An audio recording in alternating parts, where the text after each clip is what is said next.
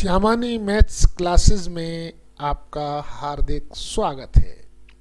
मैं इस चैनल के माध्यम से मैथ की बेसिक जानकारी के साथ साथ विषय का पूरा कंसेप्ट लेकर आता रहता हूं, जिससे विद्यार्थी प्रतियोगी परीक्षाओं में प्रश्नों को कम से कम समय में सॉल्व कर सफल हो सकें।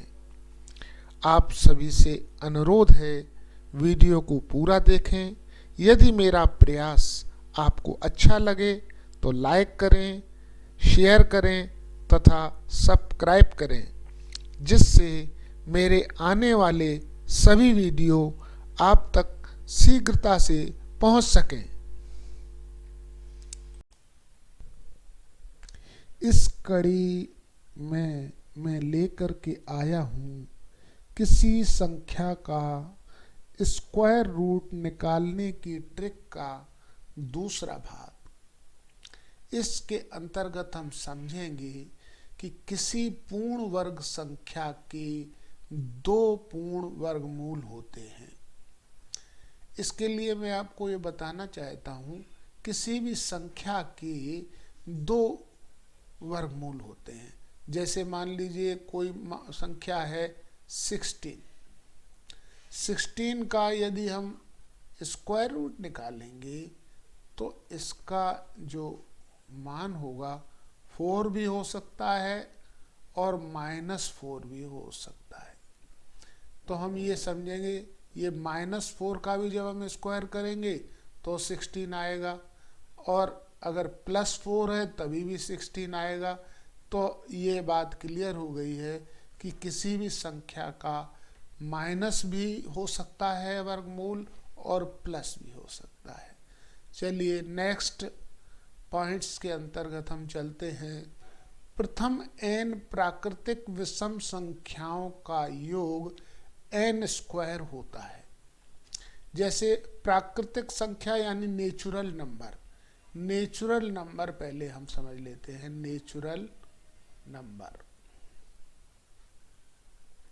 इसके अंतर्गत देखिए 1, 3, 5, 7, 9, 11, 13 ... इसी तरह से सारी संख्याएं जो विषम होती हैं उसके लिए ये बताइए नेचुरल नंबर कहलाते हैं। अब कह रहा है प्रथम n प्राकृतिक विषम संख्या। प्रथम n यानी 1 से शुरू होने वाली, और n 1 से शुरू हो, लेकिन जो है अब हम मान लीजिए n = 4 लेते हैं। n = जब हम 4 लेते हैं यानी कि 4 संख्याएं, 4 संख्याएं प्रथम वाली लेंगे तो इनका योग यानी 1 + 3 + 5 + 7 = देखिए कितना आता है। 1 + 3 4, 4 + 5 9 और 7 आ जाता है 16। तो ये n स्क्वायर के बराबर होता है, यानी कि जितनी ये n = 4 है तो 4 का हम जब स्क्वायर करेंगे तो ये n स्क्वायर = आ जाएगा हमारा 16। तो ये 16 और ये 16 दोनों ही बराबर होते हैं। ये देखिए, इसलिए ये पॉइंट्स बताने की आवश्यकता पड़ेगी। एग्ज़ाम में जब क्वेश्चन आते हैं तो आप देखते ही इस विधि से आप इसके अंतर्गत आने वाले क्वेश्चन को आप आसानी से हल कर पाएंगे। जैसा कि एक एग्जाम्पल में और बता देता हूँ, जैसे n = अगर हमारा 7 है तो प्रथम 7 संख्याएं लेंगे हम, तो 1 + 3 + 5 + 7 + 9 + 11 + 13, ये 7 संख्याएं हो गई हैं। इनका जब हम योग करेंगे तो देखिए 1 + 3 4 + 5 9 और 7 16, 16 और 9 25, 25 और 11 36, 36 में 13 जोड़ देंगे तो आ जाएगा 49। 49 और इधर n स्क्वायर करेंगे, n स्क्वायर अगर हम करेंगे तब भी हमारा 49 आ रहा है। तो इसका मतलब जो है ये पॉइंट्स आपको ध्यान में रखना है कि अगर हम विषम संख्याओं को हम जोड़ दें, जितनी n के इक्वल लेते हैं तो उनका योग वही आता है जो n स्क्वायर होता है। चलिए नेक्स्ट पॉइंट की ओर चलते हैं। नेक्स्ट पॉइंट के अंतर्गत मैं आपको बता रहा हूं, n अंकों वाली संख्या के वर्गमूल में n/2 या n+1/2 अंक होते हैं। जैसे मान लीजिए कोई संख्या हमारी 8836 है, जिसका हमें वर्गमूल ज्ञात करना है। तो इसमें देखिए 4 डिजिट्स हैं, 4 अंक हैं, तो इसके वर्गमूल में कितने अंक होंगे ये ज्ञात करने के लिए सबसे पहले देख लीजिए n = है हमारा 4। तो 4 होने के कारण अब उसके वर्गमूल में n/2 अंक होंगे।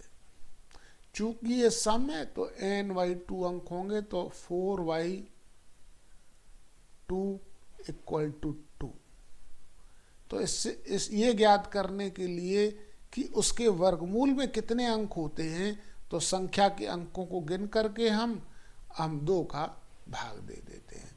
इसी तरह से यदि मान लीजिए कोई संख्या 1 to 1 है, इसका मुझे जो है स्क्वायर रूट ज्ञात करना है, तो 1 to 1 का स्क्वायर रूट ज्ञात करने के लिए n = है हमारा 3। तो यहाँ पर ये n+1/2, चूंकि ये विषम संख्या है तो इसलिए 3+1/2 आएगा। इसका भी इसमें भी 2 अंक आएंगे और इसमें भी 2 अंक आएंगे, जैसा कि इस फॉर्मूले से और इस पॉइंट से मैंने क्लियर कर दिया है। चलिए नेक्स्ट पॉइंट की तरफ चलता हूँ। संख्या में 0 के अंक यदि विषम हो तो वह संख्या पूर्ण वर्ग नहीं होती है। जैसे मान लीजिए कि यदि कोई संख्या 1000 है, तो जो है यदि हम इसका वर्गमूल निकालें या स्क्वायर रूट निकालें तो ये पूरा नहीं निकलेगा, पूर्ण वर्ग नहीं होगा। अगर हम इसी तरह से यदि सम वाले का निकालें, 100 का निकालेंगे तो वर्गमूल 10 आ जाएगा। और इसका जो है 1000 है। इसी तरह देख लेते हैं, एक एग्जाम्पल आपको और बताना चाहते हैं। जैसे मान लीजिए ये 400 है और ये हमारा जो है 500 है। इसमें अंकों की संख्या तो सम है, लेकिन 0 की वजह से ये नहीं आ रहा है कि 100 का आ रहा है, लेकिन यहाँ 5 हमारा पूर्ण वर्ग नहीं है। ऐसी स्थिति में इसका पूर्ण वर्ग नहीं निकलेगा, लेकिन 400 का हमारा पूर्ण वर्ग निकल आएगा। लेकिन यदि ये संख्या के ऊपर डिपेंड करता है, वो अलग बात है। यदि संख्या हमारी पूर्ण वर्ग है तो 0 उसके हमारे विषम होंगे तो वो पूर्ण वर्ग नहीं होगी, और यदि सम होंगे तो पूर्ण वर्ग होगी। ये बात आशा है आपको समझ में आ गई होगी। चलिए नेक्स्ट पार्ट की तरफ चलते हैं, पॉइंट की तरफ। किसी संख्या का वर्ग, जब हम किसी संख्या का वर्ग किया जाता है तो उसके इकाई का अंक या तो 1 होगा या 4 होगा या 5 होगा या 6 होगा या 9 होगा या 0 होगा। यूनिट प्लेस पर या तो 1 होगा या 4 होगा या 5 होगा या 6 होगा या 9 होगा या 0 होगा। इनमें से कोई एक अंक अवश्य होगा जिससे अगर वो पूर्ण वर्ग संख्या है तो ये इकाई का इकाई के अंक में इन अंकों का किसी एक का होना आवश्यक है। यदि किसी संख्या में इकाई का अंक 2, 3, 7, 9, 8 है तो वो पूर्ण वर्ग नहीं होगी, तो वह संख्या पूर्ण वर्ग संख्या नहीं होगी। इस बात का आपको ख्याल रखना है। जैसे मान लीजिए 1, 2, 1 है, इसका हम स्क्वायर रूट निकालते हैं तो ये आ जाएगा 1, 1। इसी तरह 144 का निकालेंगे तो ये हो जाएगा हमारा 12। इसी तरह 169 का निकालेंगे तो आ जाएगा हमारा 13। इसी तरह यदि हम 289 का निकालेंगे तो ये आ जाएगा हमारा 17। इसी तरह यदि हम 361 का निकालेंगे तो ये आ जाएगा हमारा 19। इसी तरह हम और भी बता दें एग्जाम्पल, 441 का निकालेंगे तो ये आ जाएगा हमारा 21। इसी तरह 576 का निकालेंगे तो ये हमारा आ जाएगा 24। तो इन सभी में देखिए इकाई का अंक जो भी आ रहा है वो हमारा इनके अंतर्गत ही आएगा। और इसमें देखो इकाई का अंक कहीं 2, 3, 7, 8 नहीं है। इससे ये पॉइंट आपको समझ में आ गया होगा। आने वाले प्रश्नों में इसका उपयोग किया जाएगा, आपको उसको समझने में आसानी भी रहेगी। चलते हैं नेक्स्ट पॉइंट की तरफ।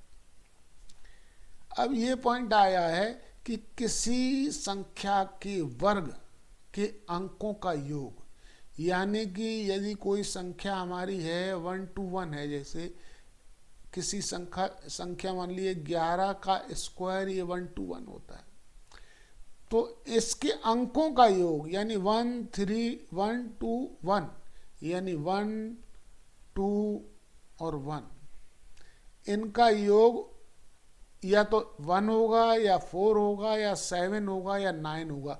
इसमें से कोई एक अंक इसका योग होगा, इसके अलावा नहीं होगा इनके वर्गों के अंकों का योग। यानी जैसे मान लीजिए हम निकालते हैं 18 का स्क्वायर निकाल लेते हैं। ये देखिए ये हमारा 324 है। 324 में हम 3 + 2 + 4 ये जब हम जोड़ेंगे तो आ जाएगा हमारा 9, जो इसके अंतर्गत है। इसी तरह हम एक और ले लेते हैं, 16 ले लेते हैं, 16 का स्क्वायर, तो ये हो जाता है हमारा 256। 2 + 5 + 6 ये हो जाता है 13, और 13 के बाद इसका भी आ जाएगा 4। यानी कि जो भी संख्याएं हम वर्ग वाली लेंगे उसमें ये उनके वर्गों के अंकों का योग हमारा इन 4 में से ही कोई एक होगा। चलिए अगला पॉइंट लेते हैं। अगला पॉइंट में बता रहे हैं कि किसी संख्या के वर्ग से पूर्व व पश्चात अंकों का योग समान रहता है।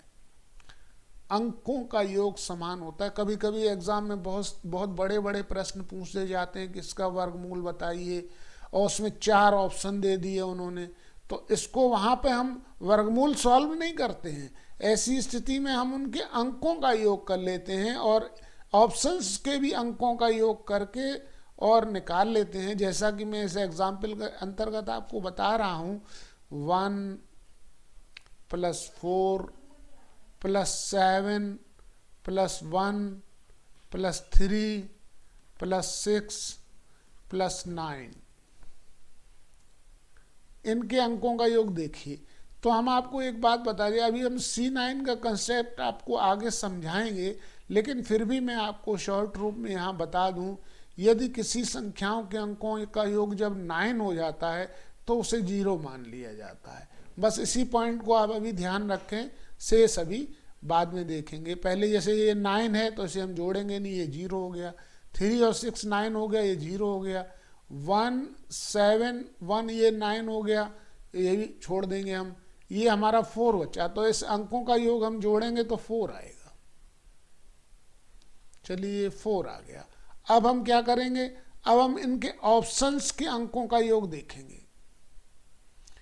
चूंकि ये संख्या, इसका वर्ग करेंगे तो ये संख्या आएगी, तो हम इनके ऑप्शन के अंकों का योग निकाल करके वर्ग करेंगे, वर्ग करके फिर उनके अंकों का योग निकालेंगे, तो देखेंगे ये इसके समान जो अंक आएगा वही उसका वर्गमूल होगा। जैसे मान लीजिए ये 1 2 3 3 और 1 4 4 और 3 4 और 3 7 7 में 7 का मल्टीप्लाई कर देंगे तो आ जाएगा 49।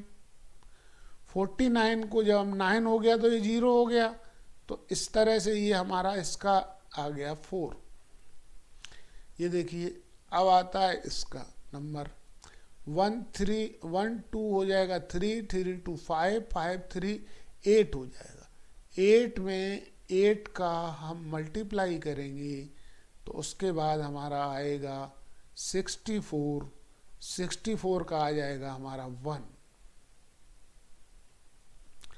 चलिए नेक्स्ट देते हैं 1 2, ये 3 हो जाएगा, 3 3 6 हो जाएगा, तो 6 मल्टीप्लाइड बाई 6 ये हो गया हमारा 36।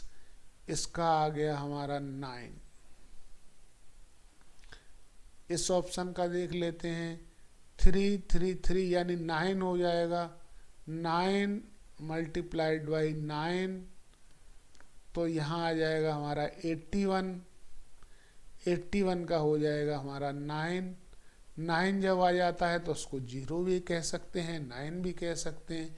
ऐसी स्थिति में ये देखिए ये 4 जो हमारा 1 है ये इसके बराबर मिल रहा है, समान है, तो इसका जो स्क्वायर होगा वो ऑप्शन 1 होगा। 1 2 1 3। आशा है आपको समझ में आ गया होगा। चलिए हम नेक्स्ट एग्जाम्पल की ओर चलते हैं जिसमें आपको और भी समझाने का प्रयास करेंगे। जैसे मान लीजिए स्क्वायर रूट 5 7 7 6 है, इसका हमें मान ज्ञात करना है, एग्जाम में आ गया है। चलिए तो हम देखते हैं क्या मान हो सकता है। 5 + 7 + 7 + 6, 7 और 5 जोड़ेंगे तो आएगा 12। 12 और 7 19 और 6 हो जाएगा हमारा 25। 25 को हम फिर जोड़ देंगे तो ये हो जाएगा हमारा 7। चलिए अब इनका अलग अलग हम ऑप्शंस को जोड़ करके देखते हैं। 4 और 6 और 4 आया हमारा 10। 10 का हो गया 1। 1 × 1 आ गया हमारा 1। इसका देखते हैं, ये हमारे 8 और 6 हो जाएंगे हमारे जो है 14। 14 का 5 आ जाएगा तो 5 मल्टीप्लाइड बाई 5 हो जाएगा हमारा जो है 25। 25 का हमारा फिर से टोटल करेंगे 2 और 5 का तो हो जाएगा हमारा 7। चलिए इसमें हम चलते हैं। 76 का देख लीजिए, 7 और 6 हो जाएंगे 13। 13 में 1 और 3 फिर जोड़ देंगे तो हो जाएगी 4। तो यहाँ 4 मल्टीप्लाइड बाई 4 तो ये हो गया हमारा 16। इसका भी मान हमारा 7 प्राप्त हुआ है। तो इसमें अभी हम बताएंगे, पहले हम इस ऑप्शन का भी निकाल लेते हैं। 7 7 क्या होता है, 7 और 4 11। 11 का हो जाएगा 2।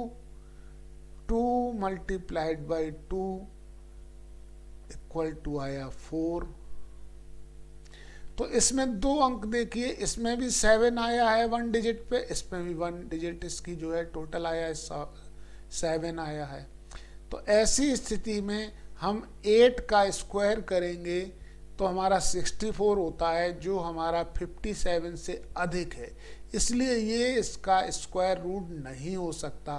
तो इसका स्क्वायर रूट होगा हमारा 76। पार्ट 3 हमारा जो है ये इसका सही होगा 76।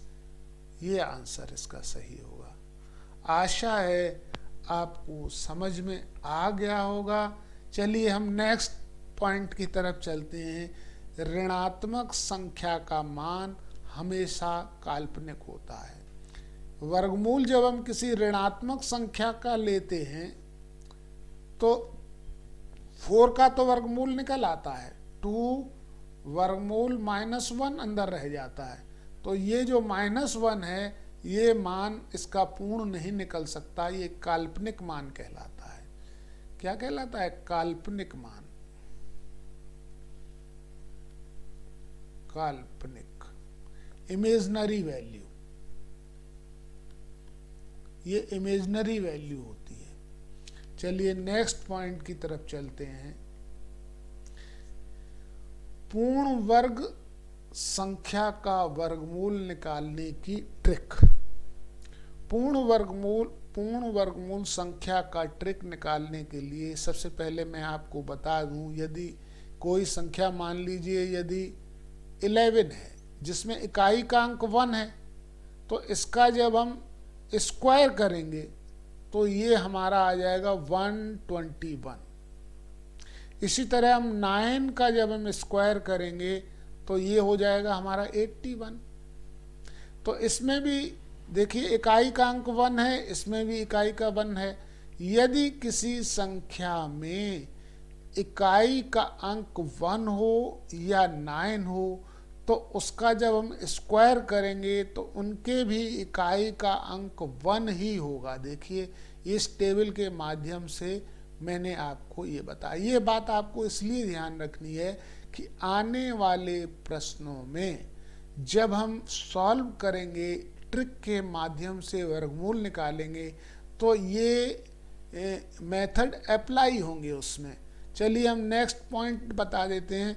जैसे मान लीजिए 12 है, 12 का जब हम स्क्वायर करते हैं तो 144 होता है, और 8 का हम स्क्वायर करेंगे तो वो भी 64 होगा। तो इसमें देखिए इकाई का अंक 2 है और यहाँ इकाई का अंक 4 हो गया है। यहाँ इकाई का अंक हमारा 8 है तो यहाँ भी 4 आ गया। यानी स्क्वायर करने पे 2 डिजिट इकाई का अंक हो चाहे 8 डिजिट हो, लेकिन स्क्वायर करने पर उसके इकाई का अंक हमारा 4 ही आता है। चलिए नेक्स्ट पॉइंट की तरफ आपको बता दें। जैसे मान लीजिए 13 है, 13 का स्क्वायर है और इधर हमारा 7 का स्क्वायर है। 13 में आता है इसका स्क्वायर 169, इसका स्क्वायर आता है 49। तो दोनों में ये 9 डिजिट देखिए स्क्वायर करने के बाद हमारी आ रही है। तो जब भी किसी संख्या में इकाई का अंक या तो 3 होगा या 7 होगा, तो भी हमारा जो आएगा उसमें वर्ग करने के पश्चात इकाई का अंक वो 9 होगा, जैसा कि तीसरे पॉइंट में आपको बताया है। इसी तरह देख लीजिए कि 14 का स्क्वायर है, 14 का स्क्वायर होता है 196, और इधर 6 का स्क्वायर निकाल लेते हैं, 6 का स्क्वायर होता है 36। तो इसमें देखिए इकाई का अंक 6 है, इसमें भी इकाई का अंक 6 है। तो इकाई का अंक किसी भी संख्या में 4 हो या 6 हो तो उनका स्क्वायर जब हम करते हैं तब इकाई का अंक हमारा 6 आता है। ये आपको ध्यान में रखना है। इसी तरह जब 5 हो तो 5 का स्क्वायर, जैसे मान लीजिए 5 का स्क्वायर होता है, 5 का स्क्वायर 25, और भी कोई डिजिट ले लेते हैं, मान लीजिए 15 ले लेते हैं, 15 का स्क्वायर करते हैं तो 225 होता है। तो इसमें भी 5 ही, जैसे 5 किसी संख्या का, 5 वाली इकाई की संख्या का स्क्वायर करें तो स्क्वायर में भी वो 5 ही उसकी डिजिट आती है। तभी ये पॉइंट आपको यहाँ दर्शाया गया है। यदि किसी संख्या का अगर हमारा जैसे मान लीजिए 100 है, 100 है, 100 का स्क्वायर करेंगे तो क्या होगा? 10 आएगा। 100 का स्क्वायर करेंगे तो यहाँ पर 4 डिजिट्स आ जाएगी, तो ये 0 ही आएगा, 0 का 0 ही आता है। ये बात आपको ध्यान में रखने की है। आगे एग्जाम्पल के माध्यम से मैं बताने वाला हूँ। अब इसका ट्रिक के माध्यम से स्क्वायर रूट कैसे निकालेंगे। संख्या हमने ले ली है 8836, जिसका हमें स्क्वायर रूट ज्ञात करना है। सबसे पहले हम ये देखते हैं कि इसके कितने अंकों की संख्या है। ये 4 डिजिट्स हैं इसमें, तो n इक्वल टू आ गया हमारा 0.1। देख लीजिए n इक्वल टू है हमारा 4, तो इसका जब हम स्क्वायर रूट निकालेंगे तब उसमें n/2 अंक होंगे, यानी कि 4/2 यानी कि 2 अंक, 2 अंक उसके स्क्वायर रूट में होंगे। चलिए दूसरा हम पॉइंट समझते हैं। दूसरे पॉइंट के अंतर्गत आपको बताना चाहता हूं कि ये इकाई का अंक देख लीजिए, इसमें 6 है। इकाई का अंक हमारा 6 है, जैसा कि हमने ऊपर आपको बताया है कि तो 4 के स्क्वायर में भी 6 आता है और 6 के स्क्वायर में भी 6 आता है।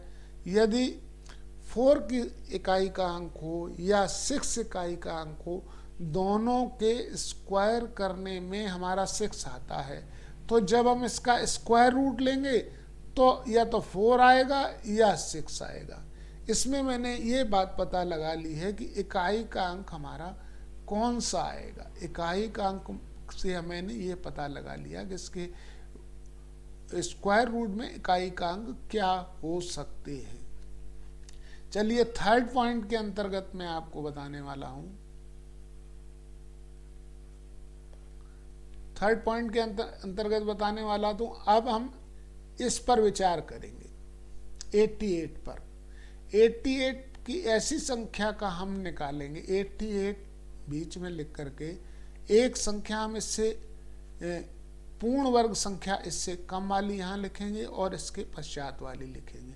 जैसे 99 का 81 होता है, तो यहाँ लिख लेंगे हम 81 और यहाँ हमारा जो है 81 यहाँ लिख लेंगे और इसके बाद यहाँ हो जाएगा हमारा 9 के बाद आता है यहाँ 110 का स्क्वायर ये है, ये हमारा 9 का स्क्वायर। तो जो 88 है 81 और 100 के बीच में ही है, तो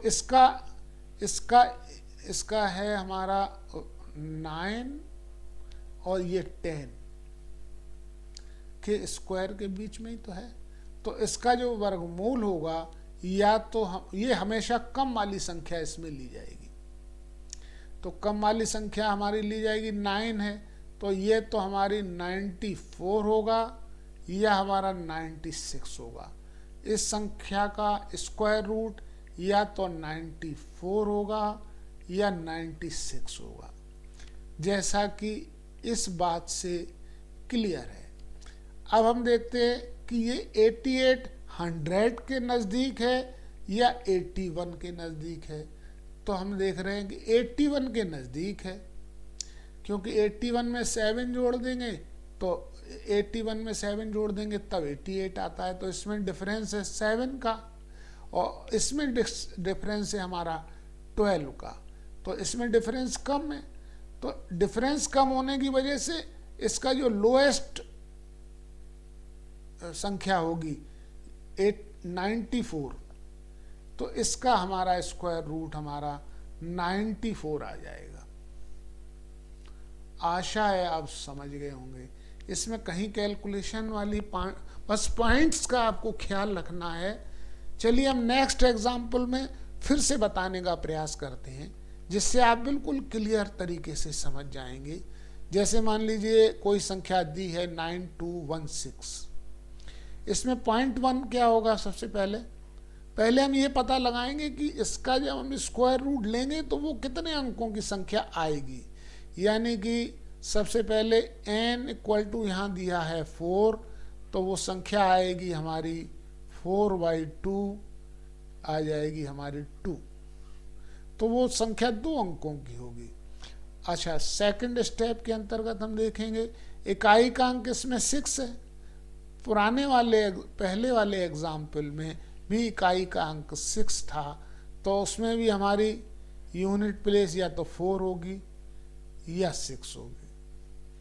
आशा है आप समझ गए होंगे, क्योंकि 4 का स्क्वायर करेंगे कि तब भी इकाई का अंक 6 आएगा, और 6 का स्क्वायर करेंगे तब भी इकाई का अंक 6 आएगा। तो जब इसका हम स्क्वायर रूट लेंगे तो इन दोनों में कोई अंक हमारा इकाई पे होगा। चलिए तीसरे स्टेप की तरफ चलते हैं। अब हम इस तरह से 92 को इस तरह से हम कोई संख्या लिखते हैं कि एक इस पूर्ण वर्ग संख्या इससे कम हो, एक पूर्ण वर्ग संख्या इससे अधिक हो, ताकि हम उसको समझ सकें। जैसे मान लीजिए अब 81 है और ये हमारा 100 है। ये देखिए 100 और 81 के बीच में 92 है। चलिए 92 इनके बीच में है, तो ये हमारा 9 का स्क्वायर है, ये हमारा 10 का स्क्वायर है। तो ये देखिए कितने इसमें है, तो 92 के बाद हम 8 कर देते हैं, तो ये हमारा 8 के बाद आता है। इसका डिफरेंस देख लीजिए, यहाँ है 11 का डिफरेंस। इसके बीच में 11 का है, इसके बीच में 8 का है। तो सबसे पहले ये तो दोनों में से कौन सी संख्या होगी, या तो वो 94 होगी या 96 होगी। इससे हमने ये पता लगा लिया, जब इन दोनों के बीच कोई संख्या मैंने पता लगा लिया है, तो सबसे कम वाली यहाँ पे हमारा 81 आएगा। 81 इससे कम है। कम होने की वजह से अब इसमें हम देखेंगे या तो इसका वर्गमूल 94 होगा या 96 होगा। अब हम देखते हैं कि ये डिफरेंस किसका कम है। ये 100 वाली यानी जो बड़ी वाली संख्या है उससे नज़दीक है, तो ये 96 होगा इसका आंसर। इसका आंसर हमारा 96 होगा। आशा है आप समझ गए होंगे। चलिए नेक्स्ट एग्जाम्पल की ओर चलते हैं, जिससे और आपको क्लियर हो जाएगा। ये हमारा आ गया है, मैंने संख्या ले ली है 12769। इसमें n इक्वल टू देखिए first step, n equal to है हमारा 5 हमारा विषम है, तो यहाँ हमारा हो जाएगा 5 + 1/2, यानी कि अब जो संख्या होगी 6/2 = 3। 3 अंकों की संख्या इसका स्क्वायर रूट होगी। सबसे पहली बात तो मैंने ये ज्ञात कर ली है। अब सेकंड स्टेप की तरफ चलते हैं। ये है 9 में हमने आपको बताया था 9 एक तो होता है 3 या 9, और एक होता है हमारा 7 के, उसमें 7 का स्क्वायर करते हैं तब भी 9 आता है, 3 का स्क्वायर करते हैं तभी भी 9 होगा।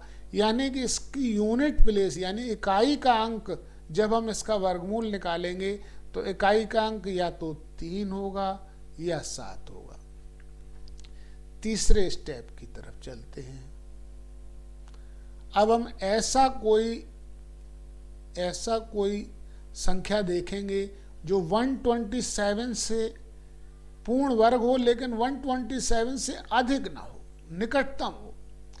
तो 11 हमारा 121 होता है, तो यहाँ लिख लेंगे हम 121, और 12 144 हो जाता है, तो ये हमारा 127 144 के इनके बीच में है, देख लीजिए। तो जो कम वाली संख्या होती है उसी को लिया जाएगा, इसीलिए इसका जो वर्गमूल होगा या तो 113 होगा या इसका वर्गमूल 117 होगा। ये बात हमने ज्ञात कर ली है। जो कम वाली होती है वही लिया जाएगा। इकाई का अंक मैंने इनमें बढ़ा लिया है, 3 इधर लिख लिया, इधर 7 लिख लिया। अब या तो ये इसका स्क्वायर रूट होगा या ये स्क्वायर रूट होगा। अब हमें ये ज्ञात करना है कि इन दोनों का ये 127 किसके नज़दीक है। इसमें देख लिए 6 का अंतर है, और इसमें लिख दिए 10 और 4 और 3 17 का अंतर है। तो ये इसके नज़दीक है। जब छोटी वाली संख्या के नज़दीक है तो यहाँ छोटा वाला अंक होगा, यानी इसका आंसर आ जाएगा हमारा 113। आशा है आप समझ गए होंगे। इसको जब आप प्रैक्टिस करेंगे, इन सारे पॉइंट्स की जब आप प्रैक्टिस करेंगे तो आप इसमें पारंगत हो जाएंगे। फिर इसमें बहुत कम समय लगेगा स्क्वायर रूट निकालने में। इससे आधारित क्वेश्चन काफ़ी आते हैं जो आप आसानी से कर पाएंगे। चलिए, आपको ये समझ में आ गया होगा। यदि समझ में आ गया है तो लाइक कर दें, शेयर कर दें, सब्सक्राइब कर दें। धन्यवाद।